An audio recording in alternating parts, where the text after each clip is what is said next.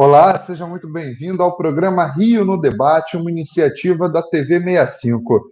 E nessa segunda edição, a gente tem como convidado o professor Mauro Osório. Ele é bacharel em Economia pela UFRJ, doutor em Planejamento Urbano e Regional pelo Instituto de Pesquisa e Planejamento Urbano e Regional da UFRJ, professor associado da Faculdade Nacional de Direito da UFRJ e diretor-presidente da Assessoria Fiscal da Assembleia Legislativa do Rio de Janeiro. A gente conta também com a participação dos jornalistas Alex Viana, que é assessor de comunicação do Instituto Municipal de Informação e Pesquisa Darcy Ribeiro, aqui de Maricá. A participação também de Patrick Monteiro, que é editor do Portal 65, de Rafaela Lima, que é graduanda em Ciências Políticas e dirigente da União Brasileira de Mulheres, e eu sou Lucas Nunes, repórter do RJ Notícias. Professor Mauro Osório, muito obrigado pela participação no nosso Rio no Debate aqui na TV 65. A primeira pergunta eu já produzi é a seguinte: nós avisamos o senhor, qual foi o impacto político e econômico para o Rio de Janeiro com a mudança da capital para Brasília? O Rio teve alguma compensação? Obrigado pela sua participação. Eu acredito que, o Rio de Janeiro ele tem uma crise, que é uma crise estrutural e que é uma crise que advém de três fatores centrais, né?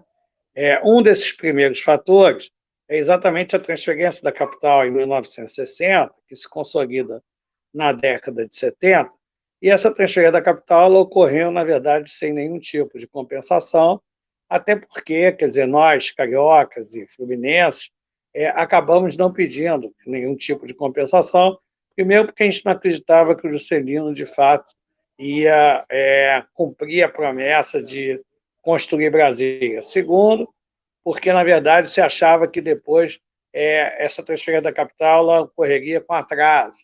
E terceiro, porque se achava que Brasília não se consolidaria. Mas o fato é que, paulatinamente, principalmente na década de 70, a transferência da capital se consolida, e isso traz uma perda de renda muito significativa para a cidade do Rio de Janeiro.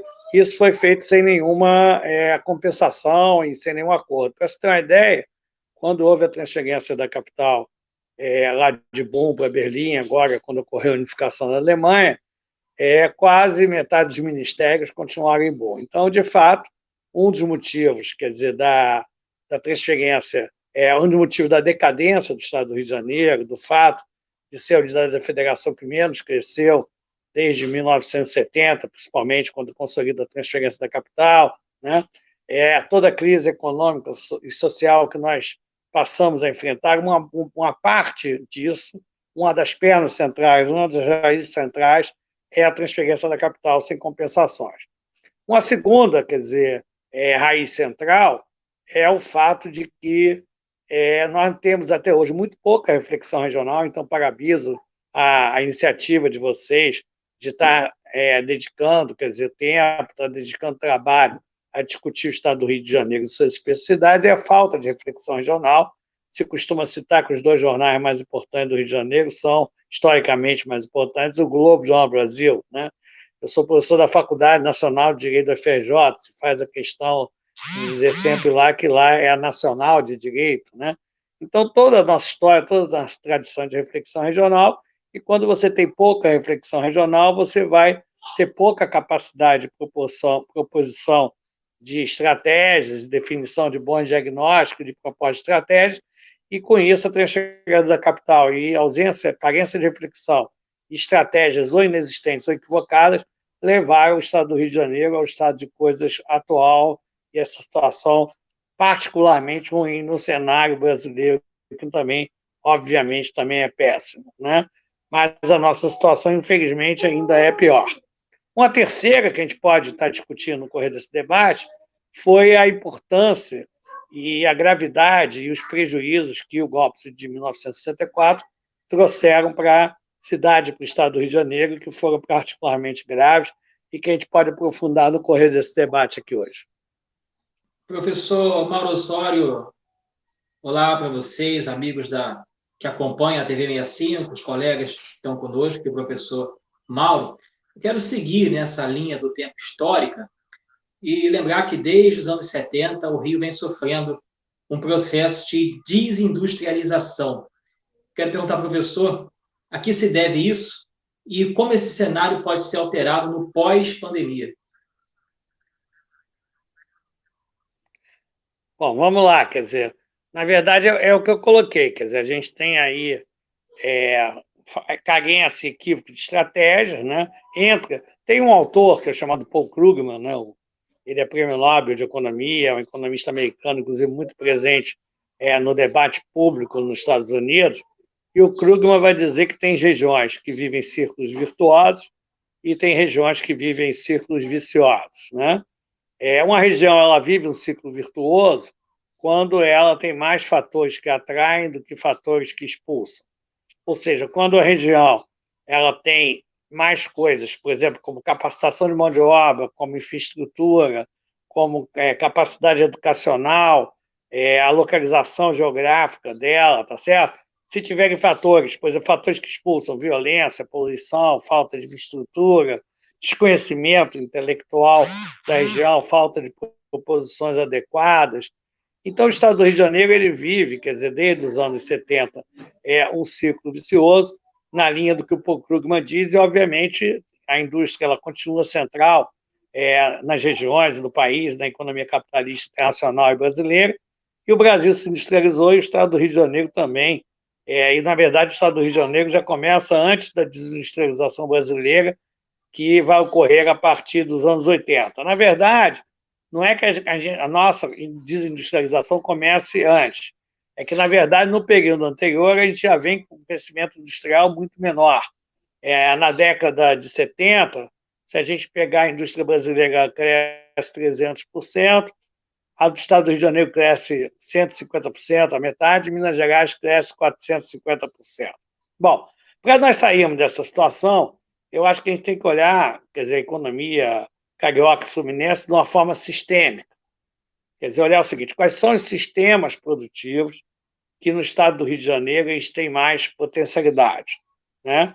Hoje em dia tem um economista chamado Carlos Gadelha, né, que é lá da Fiocruz, que já lidera há mais de 10 anos um debate sobre o que ele chama de complexo econômico, industrial e da inovação em saúde, né?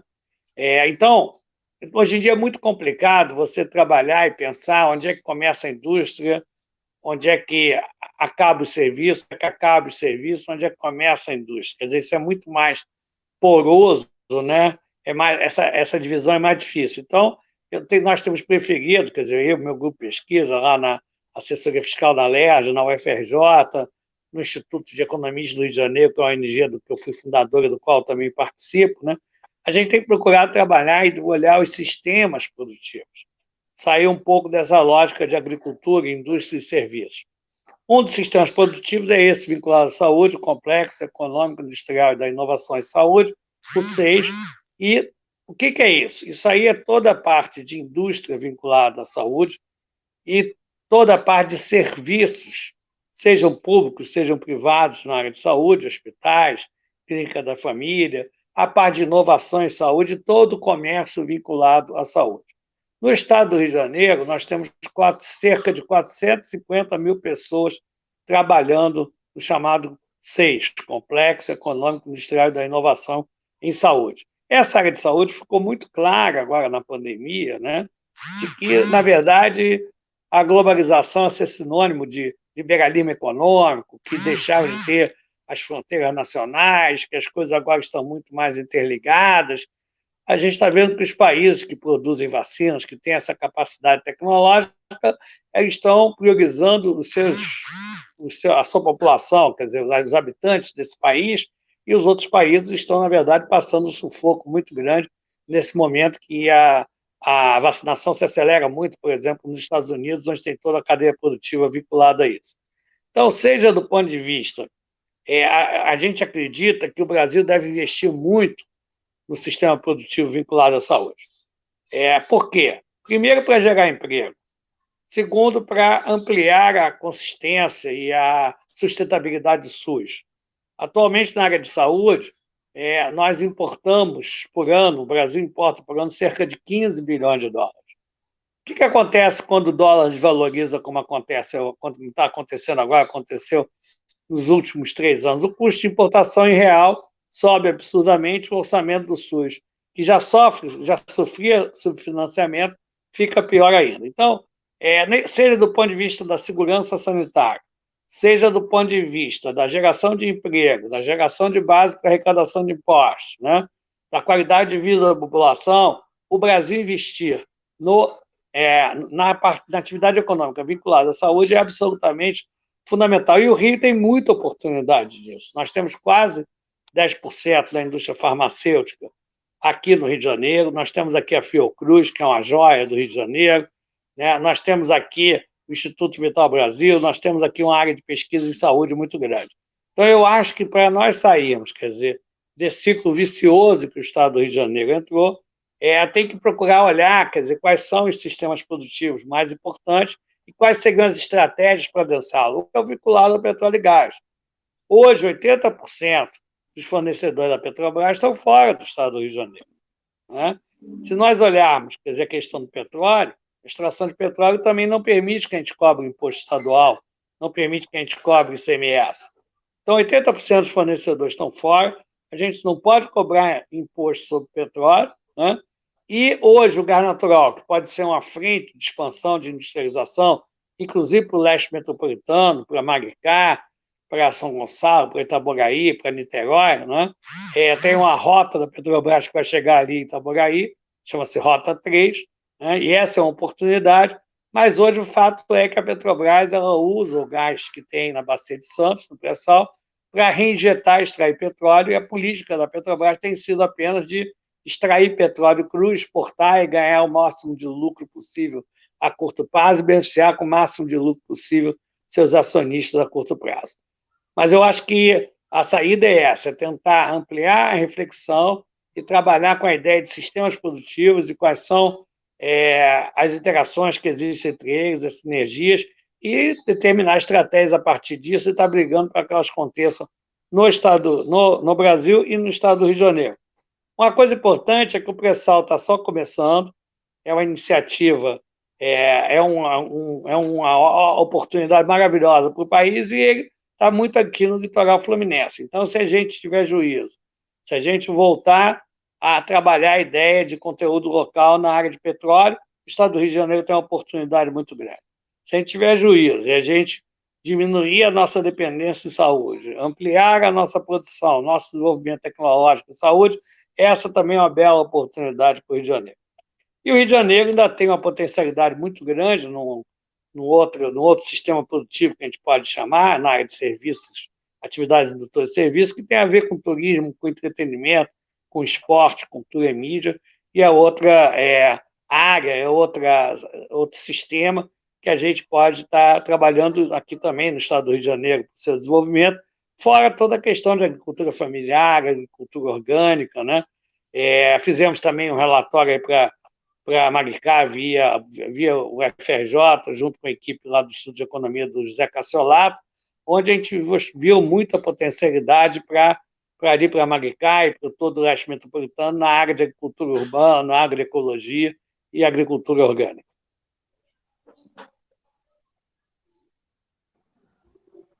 Vamos lá. Sempre esqueço de abrir o microfone. Olá. Vamos lá.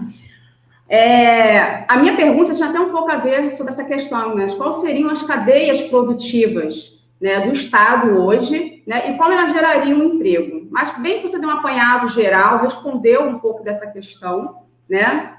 Se tiver outras cadeias produtivas que o senhor identifica e puder apontá-las, seriam ótimas também. Mas a gente vê que há um processo econômico hoje do país, né, meio confuso, digamos assim.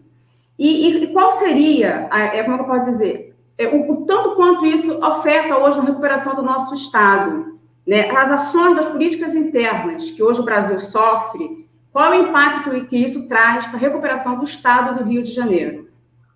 O senhor conseguiria nos dar também uma visão com relação a isso, né? O quanto o Rio de Janeiro hoje está prejudicado nesse processo todo?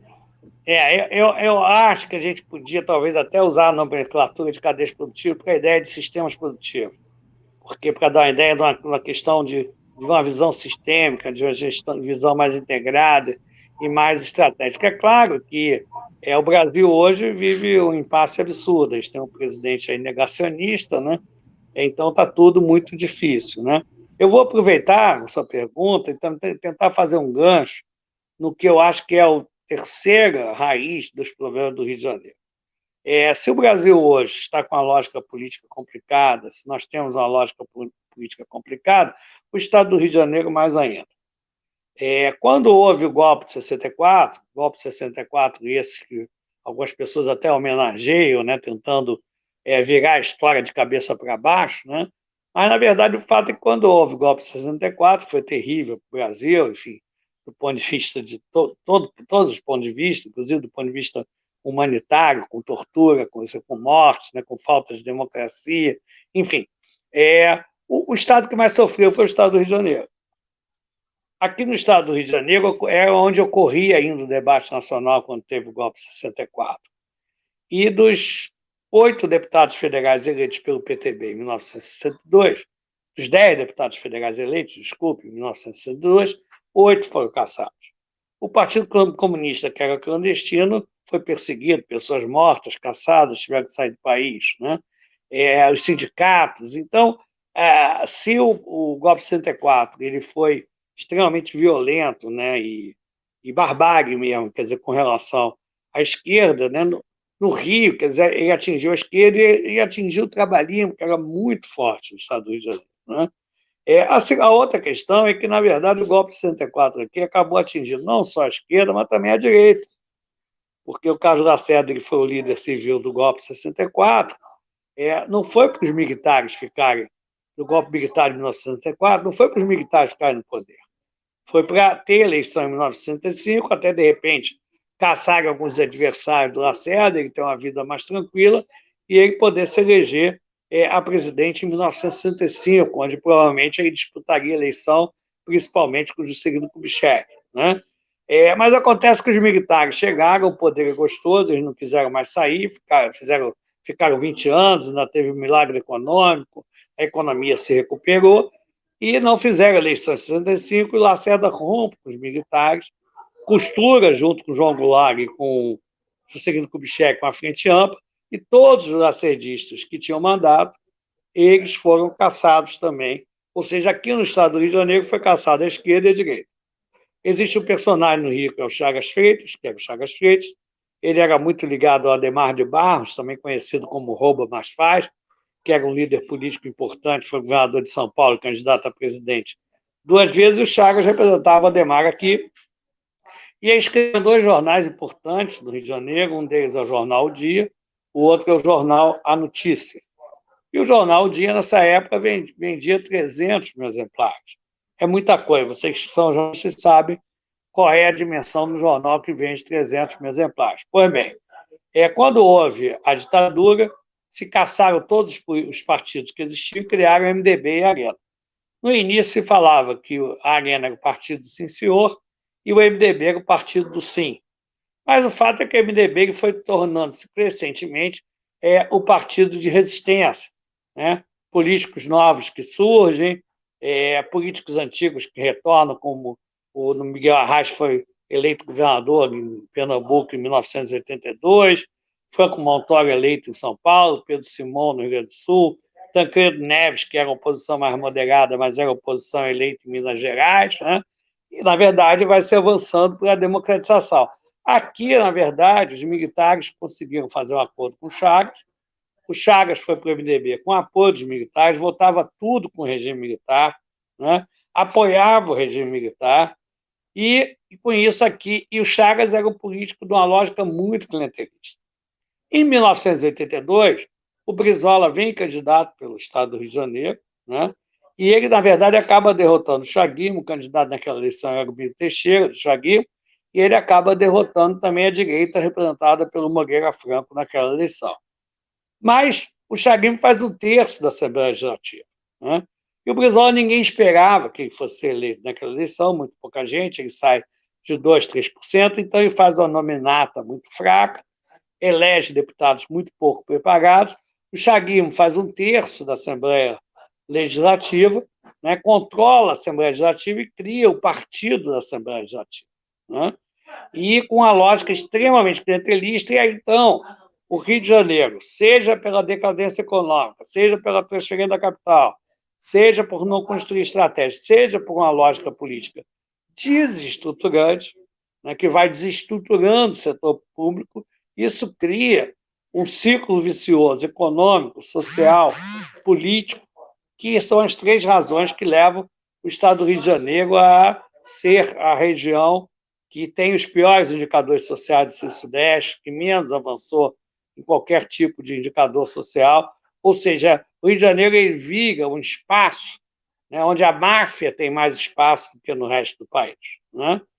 Tanto a Marielle, por exemplo, a questão das milícias, a questão do controle territorial, que não existe, quer dizer, da forma como existe no Estado do Rio de Janeiro, eu acho que é explicado muito a partir do golpe de 64, das cassações, do estilo chaguista que surge hegemonicamente, que, na verdade, vai piorando e vai tomando até áreas muito mais complicadas, né? É curioso porque, recentemente, quer dizer, a série de cassações feitas até de forma muito atabalhoada, né? Na verdade, abriu até um espaço, né, na Assembleia Legislativa para um deputado do PT ser o presidente da Assembleia, que é da André Ciliano, e ele tem aberto uma discussão muito importante a partir da Alerj, qual é a estratégia para o Estado do Rio de Janeiro, como é que nós podemos renovar o Estado do Rio de Janeiro. Ele me convidou para ir para lá, me deu autonomia, me deu liberdade para montar a equipe, para estar fazendo todas essas discussões com total liberdade. Eu acho que isso é uma das janelas de oportunidade, Alain e todas aqui que estão nesse debate conosco, né? E da gente estar discutindo a agenda. Eu estou trabalhando com a equipe lá dedicada a isso, e a gente está vendo como é que a gente pode estar subsidiando, quer dizer, para candidatos que sejam candidatos democráticos, sejam candidatos a favor da cidadania, da redinamização econômica do Estado, de diminuição das desigualdades sociais, que tenham uma agenda básica aí, que possam estar trazendo o Estado do Rio de Janeiro de volta, quer dizer, para a cidadania, né? Que, na verdade, nós tínhamos uma lógica política melhor, com pesos e contrapesos. A lógica local sempre foi muito complicada, acho que não vai dar para aprofundar essa discussão aqui, mas, de fato, o Rio de Janeiro vem de um longo ciclo vicioso que tem a ver com a transferência da capital, com a falta de reflexão e com a lógica política hegemônica que se consolida a partir do golpe militar. Tanto que, na verdade, os partidos tradicionais de esquerda, mais antigos, no Rio de Janeiro, como PT e como PCdoB, acabaram sendo muito afetados por isso, perderam muito espaço, né? E a gente precisa retomar esse espaço e para que a política se dê, seja pela esquerda, seja pela direita, mas com a regra de cidadania, de respeito aos direitos humanos, à democracia, não seja uma lógica mafiosa, não seja uma lógica de milícia, uma lógica que leve, por exemplo, a coisas como o assassinato bárbaro que a Marielle sofreu. Professor Osório, quero lembrar que em 2020, o Rio de Janeiro foi, em 2020, de toda a região sudeste, o estado que teve a maior taxa de desocupação, 17,4%. A que se deve esse posicionamento do Rio entre os estados com taxas médias mais elevadas de desemprego em todo o país? Quarta colocação no geral. Deixa eu te falar, quer dizer, como eu vinha dizendo, desde a década de 70, né, é a região que menos cresce, e o Rio de Janeiro entra. Quer dizer, a gente passa a viver uma crise. Na verdade, o golpe parlamentar na presidenta Dilma sai muito caro para o país. Na verdade, você dá uma desarrumada, quer dizer, por mais que se diga que a Dilma tenha cometido erros no seu governo, o fato é que a gente tinha uma situação no início de 2015 de uma taxa de desemprego que é considerado praticamente pleno emprego. Nenhum economista em 2015, pela esquerda e pela direita, previa recessão em 2015. Então, pautas bombas, lideradas por Eduardo Cunha, enfim, quer dizer, uma série de coisas, paralisação de investimentos pelas expectativas que se geraram, quer dizer, que o país ia acabar, né? Tudo isso, e também, na verdade, a queda do preço do barril do petróleo, a questão da Lava Jato, né, que além de todas as arbitrariedades, não teve nenhuma preocupação em preservar as empresas, se existem dirigentes que se corromperam, que se punam os dirigentes, mas que se preserve as empresas, como se faz nos outros países. Então, porque, na verdade, o Rio de Janeiro, a partir de 2015, né, ele vive uma tempestade perfeita. Ou seja, além dele entrar nessa crise mais frágil, o preço do barril do petróleo, que cai de mais de $100 por alguma coisa em torno de $30, né, a partir de 2014, 2015, atinge o Rio como não atinge nenhuma outra região, principalmente pela receita de royalties. A Petrobras está aqui, além dela ter sido paralisada pela Lava Jato, né, a política tem sido uma política muito liberal e de brutal enxugamento da empresa. Uma série de empreiteiras, quer dizer, estão aqui, então tem também da enorme paralisação. Tivemos uma série de mega eventos que, na verdade, deixaram muito poucos legados. Eu acho que foi um erro nós termos feito a Olimpíada do Rio de Janeiro, ela é muito cara. Tem países e cidades muito mais ricas do que nós, que têm se recusado a fazer Olimpíadas. Acho que o Comitê Olímpico Internacional tem que rediscutir esse custo das Olimpíadas e deixou muitas dívidas bancárias, quer dizer, que agora o próprio Eduardo Paes está reconhecendo isso, mas, na verdade, são dívidas principalmente que vieram lá da realização dos mega eventos. Então, esse conjunto de fatores e o fim das Olimpíadas, que geram o fim também de uma série de empregos na construção civil que não eram sustentáveis ao longo do tempo, se a gente pegar de 2015 a 2020, a construção civil perde 50% dos empregos formais, né, no estado do Rio de Janeiro. Isso é uma loucura, né? Então, não é nenhuma surpresa, quer dizer, para que, na verdade, nós tenhamos tido o pior desempenho aí no correr do ano de 2020. Quer dizer, as regiões mais frágeis, né, frágeis no mundo, em qualquer localidade do mundo, né, que estejam mais frágeis, têm tido muito mais dificuldade de enfrentar a pandemia do que regiões mais ricas, né? Então, no cenário brasileiro, né, a gente tem tido uma dificuldade maior, porque já entra nele de uma forma muito mais frágil. Bom, professor, está sendo um grande... A gente está tendo uma aula aqui no Rio, no debate, aqui na TV 65. A gente tenta, né? Vamos só mudar um pouquinho o assunto, vamos entrar no tema pandemia, né? É um assunto que a gente não pode deixar de falar. E o que a gente tem visto é um impacto muito grande da economia aqui da pandemia na economia do estado do Rio de Janeiro. Como é que o senhor avalia esse impacto e quais medidas o Estado pode tomar para remediar esse impacto ou até mesmo superar todas essas dificuldades? Na verdade, a Assembleia Legislativa ela tem tomado, quer dizer, uma série de iniciativas, né? Propôs aí o Supera Rio, né, que vai ser feito junto com o governo do Estado, que está em linha aí o que Maricá fizeram, o que Niterói fez, né? Com uma renda básica suplementar, quer dizer, para o ano de 2021 inteiro. Então, uma série de iniciativas.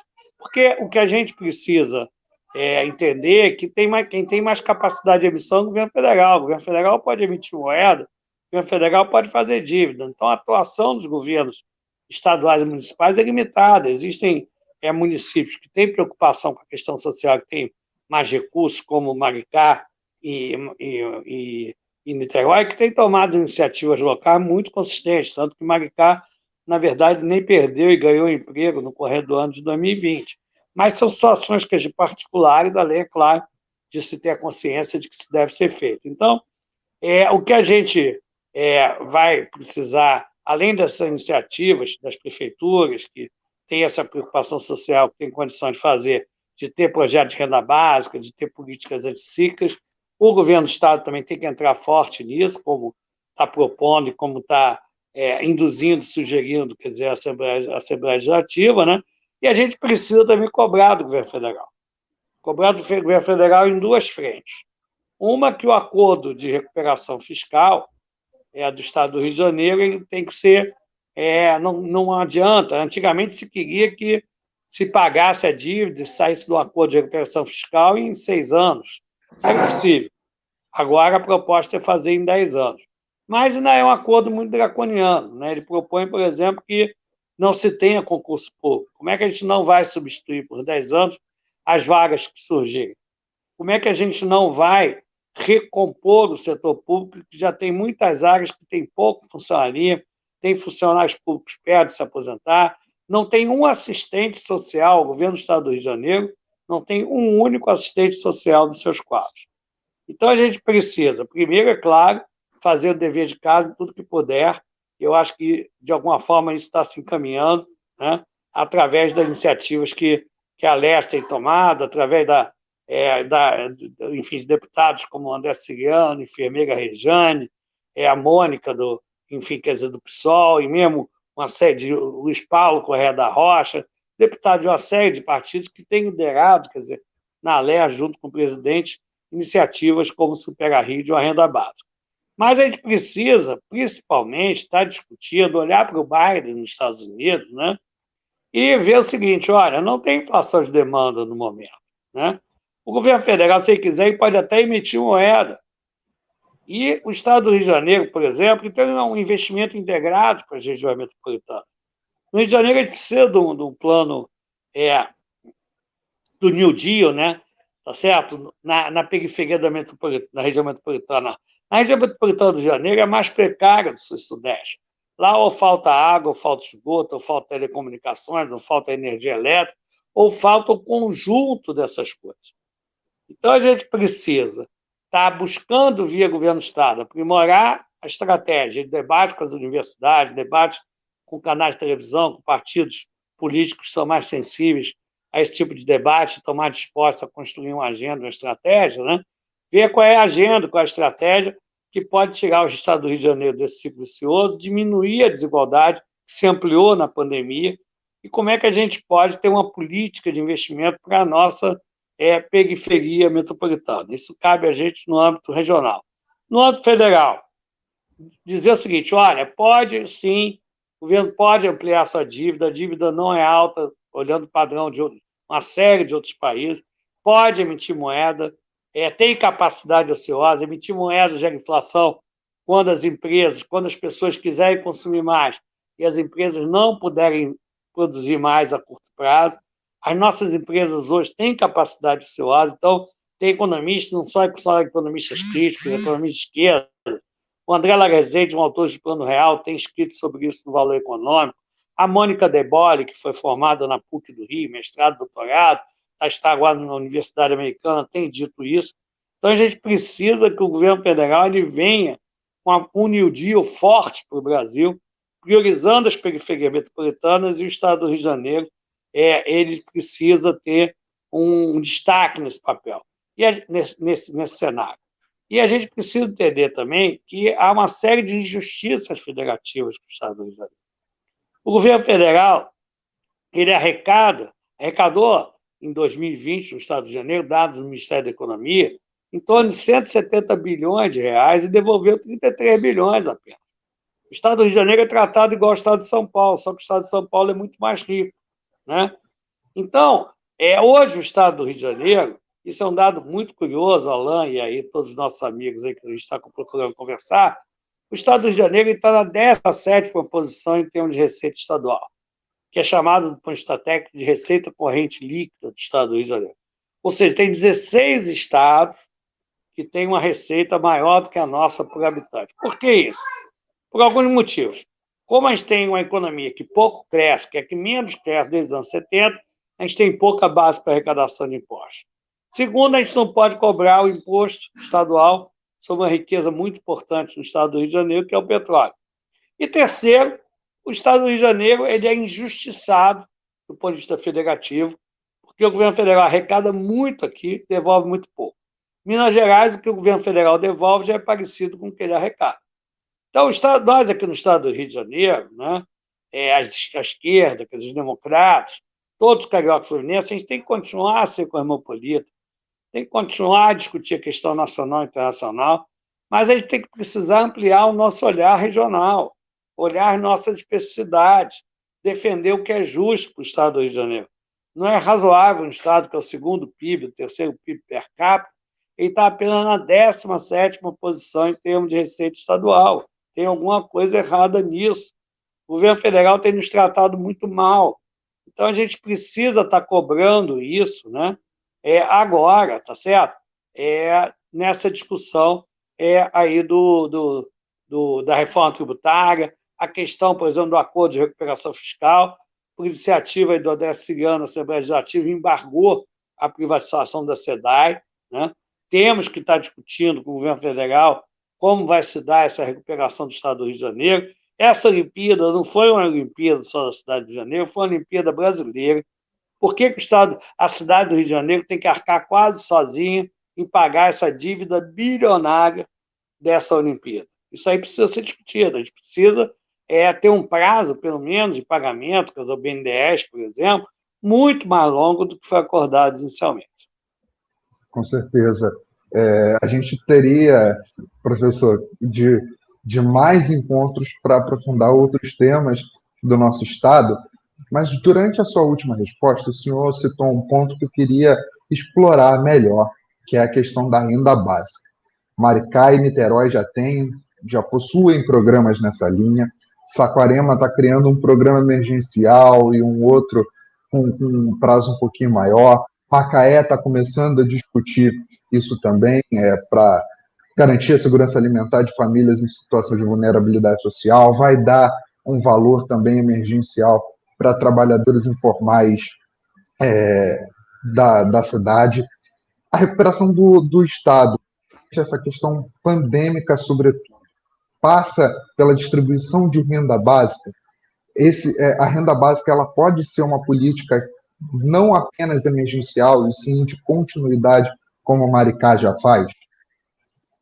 É claro que pode, só que nesse momento eu acho que o Supera Rio, né, vai estar se fazendo o que está no limite, é o que eu estou dizendo. O Estado do Rio de Janeiro é uma região em crise, nós estamos na 17ª posição em termos de receita estadual. Os governos estaduais eles não têm como emitir moeda, tá certo? Quer dizer, as prefeituras, quer dizer, que estão fazendo aí política de renda básica, inclusive já tem renda permanente, são prefeituras que têm uma situação melhor também do ponto de vista da sua receita municipal. A gente não pode escamotear isso, tá certo? Então, o que eu acho é que a gente precisa, e nesse caso, aí sim, o debate é com o governo federal, né? Eu defendo muito que a gente tem que sair um pouco do debate nacional e entrar nas especificidades, mas na questão da renda básica, quem tem que entrar fundamentalmente é o governo federal. É uma vergonha você ter diminuído a renda básica a 1/3 com relação ao que teve em 2020. E mesmo assim o PIB caiu 4%. Quer dizer, é necessário que tenha assim, uma renda básica de 600 reais. Olha só, mais de 5 milhões de cariocas e fluminenses se beneficiaram do auxílio emergencial do ano passado. Em Maricá, mais gente recebeu o auxílio emergencial do governo federal do que a Mombuca. Então, quer dizer, foi um programa que se previa que a economia brasileira ia cair em torno de 9% e caiu 4%. Quer dizer, dentro do que estava previsto, foi muito porque, na verdade, você injetou dinheiro na economia e você dá dinheiro na mão de pobre, é consumo na veia. É óbvio que a gente tem que caminhar para a renda básica permanente. Tem um pesquisador aí, holandês, historiador, eu acho que devo ter passado isso para o Alain, posso estar passando para vocês, a gente pode estar reproduzindo, que ele diz o seguinte, quer dizer, na verdade, uma renda básica permanente, ela não gera gasto, ela economiza gasto.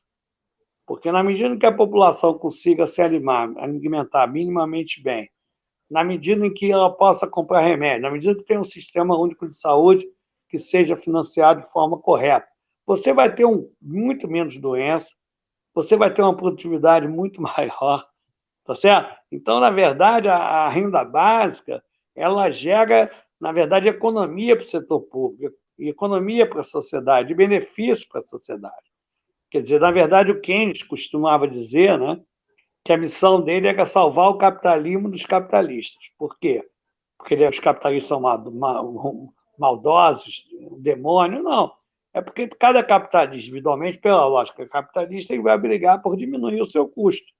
Só que com isso você pode estar gerando uma demanda insuficiente na sociedade.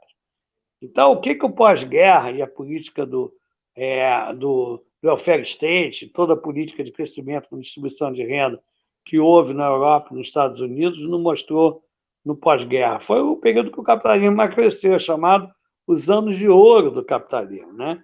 Então, a gente precisa, sim, caminhar para uma renda básica permanente, mas precisa entender que o ator principal nesse tipo de implementação é o governo federal. É claro que prefeituras e governos estaduais têm que atuar no limite também nessa direção, estressar isso ao limite. Eu parabenizo, acho que Maricá e Niterói merecem nossos aplausos também pela criação do Fundo Soberano, que é uma coisa muito interessante. Eu acho que aí cabe resgatar uma discussão.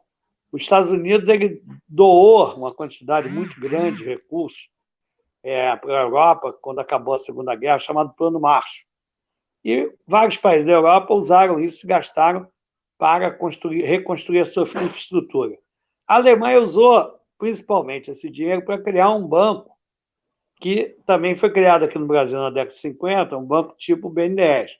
Ou seja, você tem um banco de desenvolvimento na Alemanha que foi criado basicamente com o dinheiro do Plano Marshall. Então, a Alemanha teve muita sabedoria de, ao invés de gastar tudo direto, criar um banco para financiar o desenvolvimento alemão, que quando você está ativando o capitalismo, você está aumentando o básico para arrecadação de impostos, você está gerando mais emprego, não é isso? E você pode estar criando e gerando um ciclo virtuoso que, de fato, ocorreu na Europa, nos Estados Unidos, até os anos 70. Quer dizer, posteriormente, vai entrando o neoliberalismo de forma crescente e a desigualdade ela vai aumentando. A desigualdade só traz problemas, só traz tristeza, só traz fome, quer dizer, em algumas situações, e elege pessoas como Trump, né? Que, na verdade, você foi eleito nos Estados Unidos por conta da ampliação da desigualdade dos Estados Unidos a partir do neoliberalismo e da raiva que uma série de setores ficaram, né? Pelo que estava acontecendo, pela sua perda de qualidade de vida, né? A quantidade de moradores de rua que tem em São Francisco, né? Na região do Vale do Silício, é muita coisa. Quer dizer, então, é uma desigualdade absurda e que acho bom que o Biden agora esteja aí com esse plano aí de quase, ou cerca de 3 trilhões de dólares, né?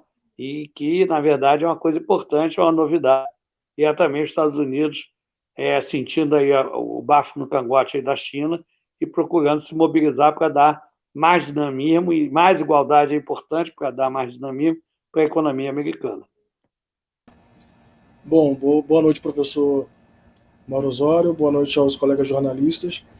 Eu queria trazer uma fala do senhor, professor, durante um seminário promovido pelo Jornal Globo ao final do ano passado. Né? Você tem batido na tecla sobre crise estrutural. Pode falar um pouquinho mais alto, não diminuiu aqui. Claro, claro. Perfeito. Eu quero resgatar uma fala sua num seminário promovido pelo Jornal Globo ao final do ano passado, né, que o Rio de Janeiro ele tem problema de receita e não de despesa. E aí o senhor continua defendendo, portanto, a manutenção da atual divisão de royalties do petróleo. Entre os problemas, se destaca ainda que a queda no preço do barril de petróleo é um dos fatores. Qual seria, a longo prazo, né, a solução para que o Rio de Janeiro não dependesse de forma tão significativa desses royalties? Eu acho que primeiro, quer dizer, ter renovação política no estado do Rio de Janeiro, né? Nós ampliarmos o debate regional e a gente trabalhar com a ideia dos sistemas produtivos, ou seja, diversificar a estrutura produtiva fluminense, né? Com isso, você pode estar aumentando a base para arrecadação de impostos e estar diminuindo a dependência de royalties. E terceiro, tem que discutir o Pacto Federativo. Quer dizer, não é possível o governo federal arrecadar 170 bilhões no estado do Rio de Janeiro e devolver 33. Pode ser que daqui a 20, 30 anos isso seja razoável, dependendo do padrão de funções que se dê aos estados, aos municípios brasileiros e o nível de riqueza no estado do Rio de Janeiro. Mas hoje isso é absolutamente injusto, quer dizer, não é razoável o estado do Rio de Janeiro ser o 17º, em termos de receita estadual, e o governo federal tratar, né, o Rio de Janeiro como São Paulo, que é um estado rico, e ficando com praticamente todos os recursos, ou a grande maioria dos recursos. O governo federal arrecada aqui 170 bilhões e, na verdade, devolve só 33. Então, eu acho que o que tem que se fazer é apostar nos sistemas produtivos e Tem alguns que têm muita potencialidade no país que estão, do estado do Rio de Janeiro, como o sistema produtivo voltado para a área de saúde, para a área de petróleo, quer dizer, como eu coloquei, para a área de cultura, né, de articulado entretenimento, articulado esporte. Nós temos aí todos esses equipamentos esportivos que foram construídos. A gente pode ser a capital de esporte da América Latina, a gente tem condição de fazer esporte em verão, inverno, de mar, de montanha, né? Então, tem uma estratégia que leva ao ciclo virtuoso, né? E que crie novas bases de arrecadação, porque eu acho que, na verdade, quer dizer, o petróleo ainda vai ter uma transição energética fundamental que tem, né? Mas eu acho que ainda leva décadas, e o pré-sal está só começando, o custo de extração é extremamente baixo, e tem muita tecnologia que é híbrida, né?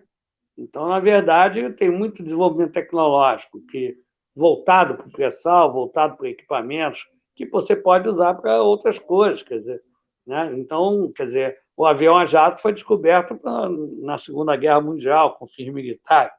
Então, o Rio de Janeiro, ele tem alternativas, ele tem possibilidade. Eu acho que isso passa também por nós continuarmos a discutir a questão nacional. O Estado do Rio de Janeiro ele se destaca nisso, mas também está discutindo a questão regional, né? Não é que a gente tem que ser provinciano, né? Até tem muita gente aqui provinciano, né? Eu discuto muito com o Paulo Reis, que é lá do Instituto de Economia, junto com a gente. Ele tem uma tese de doutorado que ele mostra, quer dizer, o conservadorismo da elite, uma parte significativa da elite fluminense, né? Mas, de fato, a gente tem também um lado cosmopolita que a gente tem que ampliar, mas tem que, com toda certeza, ampliar o debate, a discussão e a reflexão, e os grupos de pesquisa na universidade. E a criação por outros municípios, como o Instituto da Ribeiro.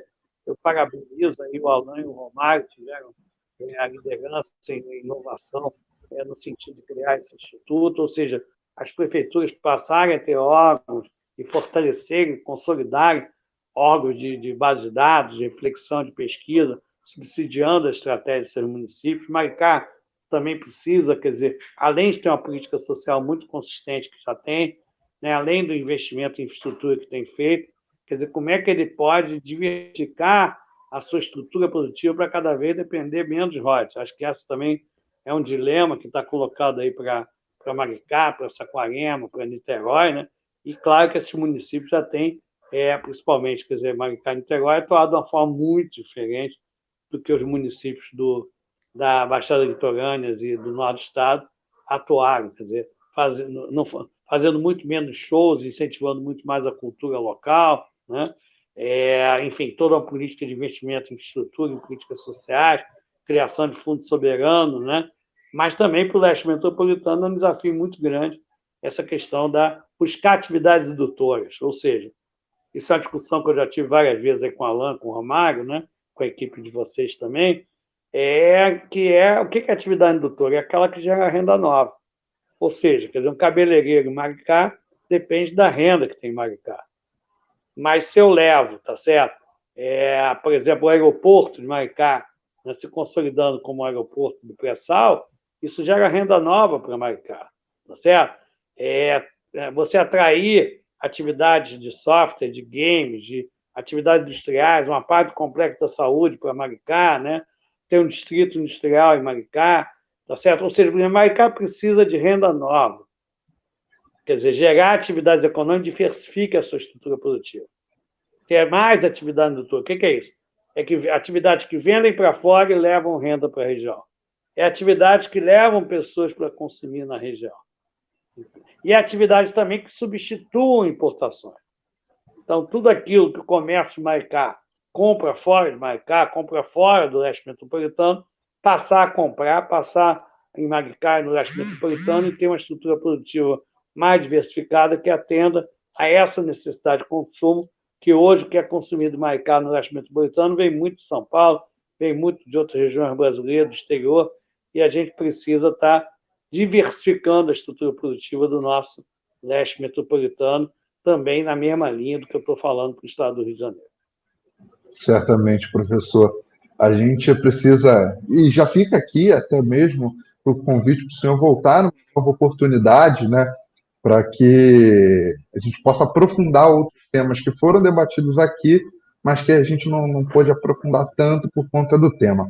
Bom, a gente deixa agora de falar um pouquinho de pandemia e muda o assunto, vamos falar da SEDAI, e eu já chamo a minha amiga Rafaela Lima para conversa. Ela tem uma pergunta sobre esse tema um pouquinho, tanto quanto controverso, que é a privatização da SEDAI. Rafa. Vamos lá. Parabenizo, né, primeiramente, pelas palavras aqui. Está sendo bem esclarecedor o nosso debate sobre alguns temas.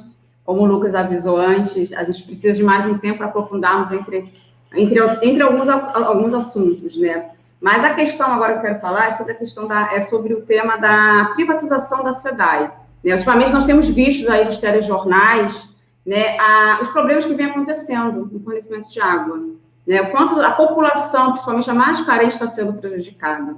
Em paralelo a isso, vem se discutindo a privatização da SEDAI.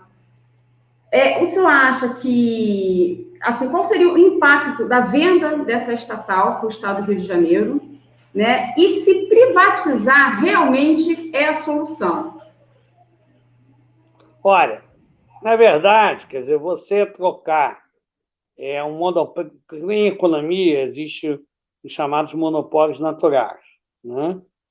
E, na verdade, você trocar, quer dizer, uma coisa que, dentro do âmbito do capitalismo, que a gente pode dizer que é positivo, é a existência de concorrência, que pode gerar uma diminuição de preço, aumento da qualidade do produto, mas aqueles setores que são monopólios naturais, ou seja, não vai ter duas empresas de água chegando com água para a casa das pessoas, para as indústrias, para as atividades econômicas. Então, quando você troca, quer dizer, um monopólio público por um monopólio privado, é sempre extremamente complicado, extremamente complexo, e vários lugares do mundo têm tido agora reestatizações, né?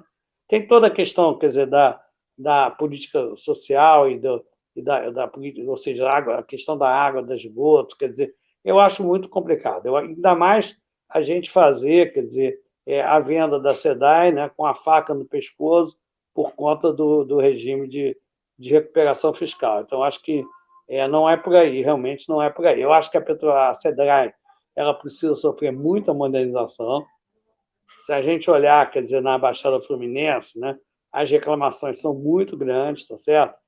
Mas eu acho que a questão é como é que a gente requalifica, quer dizer, a SEDAI. Eu acho que pode ter até algum tipo de participação privada, mas o controle tem que ser público.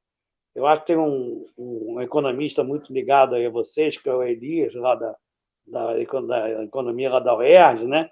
Ele é um seguidor do Inácio Rangel, que é um economista crítico, né? Muito importante, e ele diz, olha, o controle público é absolutamente decisivo, fundamental. E provavelmente não é isso que vai ocorrer numa privatização e com a faca no pescoço, nessa situação agora, para atender uma chantagem do governo federal. E o Paulo Guedes, que parece que não está tendo sucesso em outras privatizações, ele está querendo, né, fazer essa privatização da SEDAI, fazer as carreiras, fazer pressionando exatamente para ele ter alguma coisa para mostrar lá para o time lá da Faria Lima, né, que são os economistas do mercado financeiro, né, tá certo? Que é conhecido como a turma da Faria Lima, e realmente é para a turma de São João de Meriti, para a turma de Caxias, para a turma de Nova Iguaçu. Provavelmente isso não vai dar em bom resultado, e a gente precisa dar um break nisso para estar rediscutindo essa questão e estar discutindo qual é a estratégia para o Estado do Rio de Janeiro. Só para lembrar, né, professor, o Paulo Guedes chegou no governo federal junto com o atual presidente da República, prometendo uma série de privatizações. Até agora, nada saiu, por isso, essa faca no pescoço do governo do Estado para privatizar a SEDAI. A gente está chegando ao final do nosso programa e agora eu passo a palavra ao senhor novamente para as suas considerações finais. Bom, eu acho que parabenizar a iniciativa de vocês. Eu acho que esse canal é uma exceção aí de ser um canal de debate sobre o Rio de Janeiro. Eu acho que esse exemplo de vocês frutifique, né, para novos debates, novas discussões sobre isso. Eu participei da criação de uma ONG chamada Instituto de Estudos sobre o Rio de Janeiro, exatamente na mesma direção. Tive a alegria de ter participado aí da criação da CIRB, junto aí com a equipe do Alan, quer dizer, do Romário, de várias pessoas que devem estar aqui nos assistindo, né? Então é isso, eu acho que a gente precisa, sem perder a tradição que a gente tem da campanha das diretas, de lutar pela democracia, principalmente no momento tão tenebroso como esse para o país, olhar mais para o Estado do Rio de Janeiro. Eu acho que uma coisa não impede a outra, acho que é um jogo de ganha-ganha, e a gente olhar dentro do que a gente está defendendo, que é o campo que quer que o Estado, que o Brasil volte a ter um projeto nacional, né? O Brasil é um país que entre 1930 e 1980 dobrava de tamanho a cada 10 anos. E nós hoje não temos um projeto nacional. Acho que a gente precisa ter um projeto nacional, um projeto de desenvolvimento, e a gente precisa, na discussão e fazendo esse debate do projeto nacional, colocar de forma adequada de qual deve ser o espaço do Estado do Rio de Janeiro, o que o Estado do Rio de Janeiro deve buscar nesse projeto nacional. Com certeza, a gente tem que brigar para ainda usar o petróleo como fonte de diversificação produtiva, desenvolvimento tecnológico, né? Usar, por exemplo, o gás natural para valer, né? Isso é uma coisa, eu acho que a gente tem que estar discutindo, rediscutindo, quer dizer, qual é o papel da Petrobras, qual deve ser, de fato, a estratégia para a área de petróleo e gás, e essa coisa do complexo econômico e industrial da saúde, ou seja, é uma outra coisa fundamental para o Brasil e que o Estado do Rio de Janeiro pode ter um papel do destaque, sem falar da parte de toda essa parte de turismo, entretenimento, esporte, cultura, mídia, quer dizer, o Rio de Janeiro é um lugar querido de todos os brasileiros, né? Eu acho que a gente tem que, com esse novo câmbio também, que torna mais caro viajar para o exterior, né? O brasileiro viajar mais dentro do Brasil e vir mais para o Estado do Rio de Janeiro. Nós temos todo o mercado sul-americano, latino-americano a explorar. A gente tem que entender também que, na verdade, a gente deve procurar trazer europeus, trazer norte-americanos, mas o Brasil, os chineses, mas essas regiões estão muito distantes do Rio de Janeiro, né? E do Brasil. E o tempo de viagem conta muito, quer dizer, para o turismo, né? E é isso, eu acho que é ampliar o debate, né? Por exemplo, eu vou dar só um exemplozinho. Se tem uma dimensão que hoje o turismo no Estado do Rio de Janeiro é muito maior do que é. Eu vou dar um exemplo para vocês. No mês do Carnaval, a cidade do Rio de Janeiro, a sua receita municipal de ISS não é maior do que dos demais meses do ano. Ou seja, às vezes se fala muito, eu amo Carnaval, fui um dos criadores de Simpatia Quase Amor, adoro Carnaval, adoro música popular brasileira, adoro samba, mas o fato é que o turismo hoje no Estado de Janeiro é bem menor do que se pensa, né? Se quem olhar for no site da Prefeitura do Rio de Janeiro, vai ver que o ISS no mês do Carnaval não é maior do que nos demais meses. Por quê? Porque nós somos uma cidade de 6,5 milhões de habitantes. No mês do Carnaval, né, durante uma semana quase, muita coisa do setor serviço fica fechado. Tem muita gente que chega no Rio, tem muita gente que sai do Rio. Então, eu acho que é uma bobagem achar que no Estado do Rio de Janeiro, algum dia, o turismo vai ser a principal atividade econômica, né? E eu já trabalhei com a área de turismo, eu gosto da área de turismo. Pode crescer muito, mas nós temos que entender e procurar discutir também, nesses sistemas produtivos, nesses complexos de atividades econômicas, qual pode ser o papel de cada um deles de fato, a partir de dados, a partir de análise, a partir de reflexões feitas, a partir de indicadores construídos. Senão a gente fica na base do achismo e aí é chute para todo lado, é lobby para todo lado, né? E a gente não vai conseguir avançar. Então, parabenizar novamente a criação e defender a consolidação do Instituto da Cerveira em Maricá, defender que o IBGE faça seu censo, porque é uma vergonha, já não fez ano passado para a pandemia, e não fazer esse ano, não ter perspectiva de quando vai fazer, isso é uma vergonha para o nosso país. Nessa pandemia, a gente precisa mais do que nunca conhecer qual é a situação da população brasileira. Precisamos fortalecer o CEPERJ, que é o órgão estadual de pesquisa, de estatística. É fundamental que o governo do Estado dê mais importância a esse órgão do que ele dá hoje, né? E que prolifere pelas prefeituras também instituições de planejamento, que o planejamento passe a ser o norte, se preocupar com a integração de políticas, se preocupar em estar fazendo as secretarias não serem ilhas, mas serem parte de um todo integrado, parte de estratégia integrada, né? Em Maricá está se fazendo agora o programa de busca ativa, que foi feito na cidade do Rio de Janeiro, que parte muito da ideia dessa integração. Quer dizer, você botar os pobres para dentro de uma rede de proteção que passa pela Secretaria de Educação, que passa pela Secretaria de Saúde, que passa pela Secretaria de Cultura, né? Então, é sempre planejar, planejar, planejar, conhecer, conhecer, conhecer, né? Isso, integrar, integrar, integrar, valorizar o setor público e, assim, a gente ter condição de diminuir essa desigualdade absurda que nós temos no país e no nosso estado do Rio de Janeiro. E, por último, só uma coisinha. Será que a desigualdade na cidade do Rio de Janeiro é favela, não favela, ou é centro-periferia? Se nós pegarmos os indicadores do Instituto Pereira Passos, nós vamos ver que nenhum dos piores IDS, Índice de Desenvolvimento Social, na cidade de Janeiro, estão nas favelas da Zona Sul, estão em Santa Cruz, estão na Zona Suburbana, estão na Cidade de Deus. Então, até para isso é fundamental estar discutindo, quer dizer, qual é o recorte, de fato, dessa desigualdade, como diminuí-la em cada cidade, em cada região brasileira, principalmente na cidade do Rio de Janeiro. O Rio de Janeiro tem muito senso comum equivocado. Eu tinha uma coluna no Extra chamada Território Fluminense, tinha um item toda semana que era não é bem assim, nunca faltou assunto.